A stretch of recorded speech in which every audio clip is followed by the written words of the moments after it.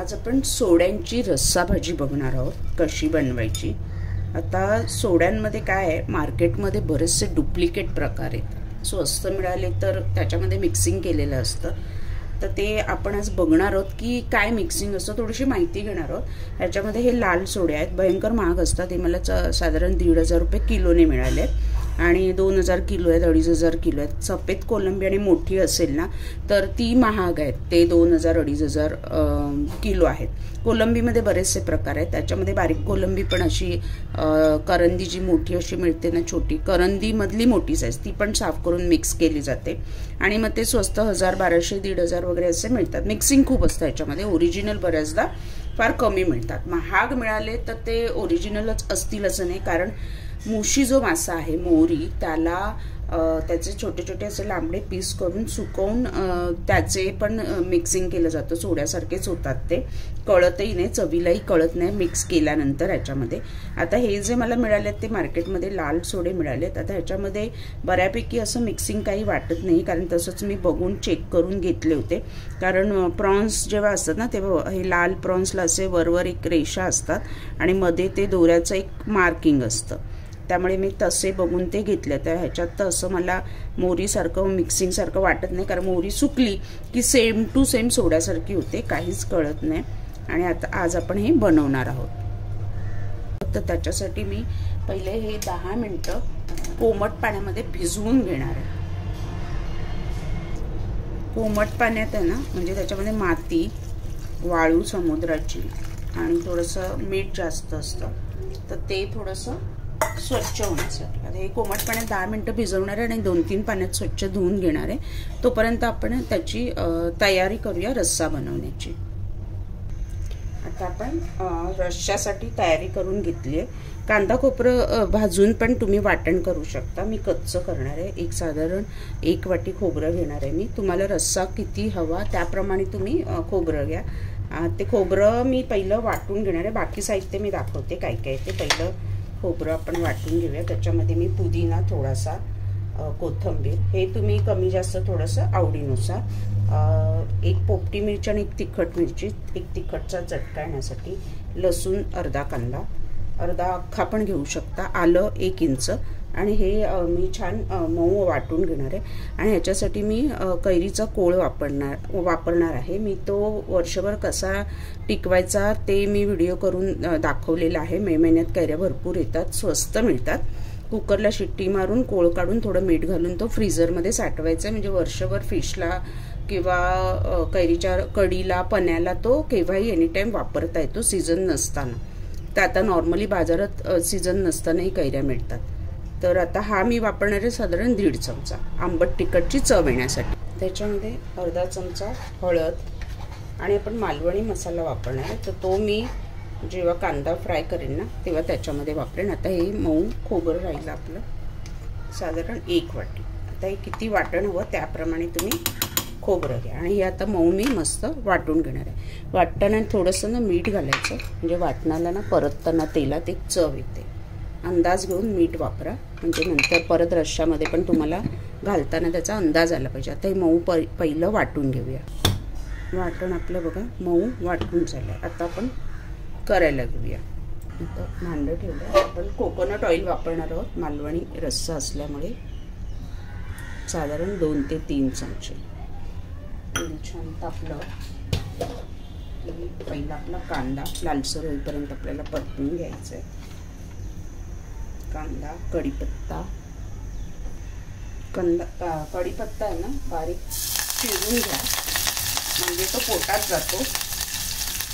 अख्खा असेल तर मध्ये मध्ये खाता नाही, तर बरेच जण मग ते बाजूला काढतात। काही लाल होईपर्यंत आपल्याला पहिलं कांदा परतून घ्यायचा आहे, चांगला लाल होईपर्यंत। मोठ्या गॅसवरच करायचं आहे, मीडियम बारीक वगैरे काय नाही।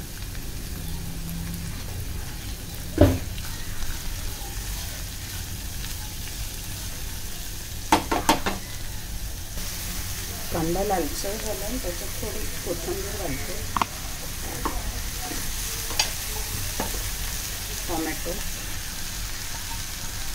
टोमॅटो छान 2 ते 3 मिनिटं परतून घ्यायचं आहे, चांगला शिजला पाहिजे टोमॅटो।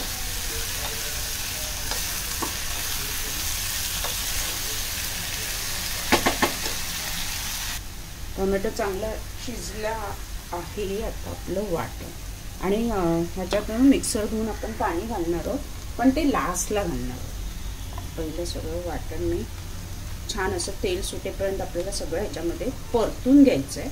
आणि म्हणून मी आत्ता पाणी मिक्स नाही करणार आहे, आपल्याला तेलात ते परतून घ्यायचं. तर पहिला मिक्सर टिपिकल मालवणी स्टाईलने आपण हाताने क्लीन करून घेतोय. छान तेल सुटेपर्यंत आपल्याला परतून घ्यायचं. आणि नंतर आपण मसाले ॲड करणार आहोत. मसाले म्हणजे मालवणी मसाला. हळद ऑलरेडी आपण टाकली आहे. थोडासा अर्धा चमचा धना जिरा पावडर. आणि आता मालवणी मसाला तिखट किती हवं त्याप्रमाणे मी साधारण, कारण हिरवी मिरची पण आपण वाटणात घातली ना, तर 1.5 चमचा मी घालते.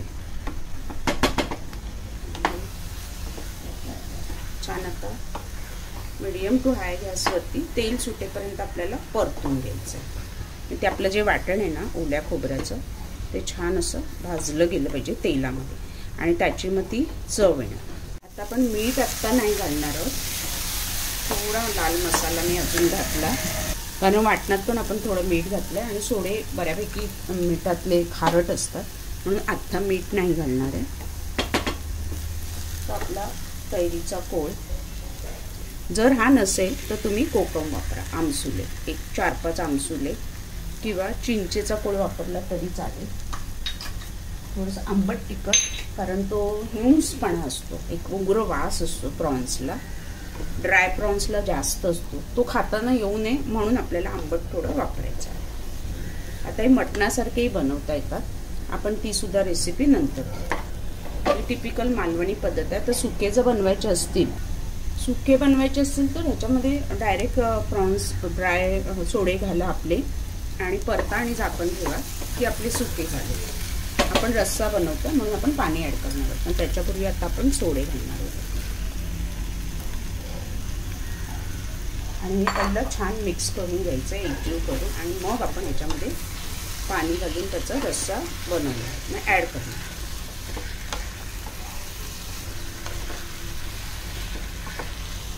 आणि लवकर शिजतात, खूप शिजवायची गरज नाही. माझ्या प्रत्येक व्हिडिओत मी सांगते की फिश लवकर कुक होतो, त्यामुळे खूप शिजवत बसू नये. शिजवला ना की मग तो पाणी सोडणार आणि आळणार, आणि तो अजून छोटी होणार त्याची साईज, आणि मग ती खाताना मजा येणार नाही. आपल्याला पाणी, तर मी मिक्सर धुवूनच जे काय आहे,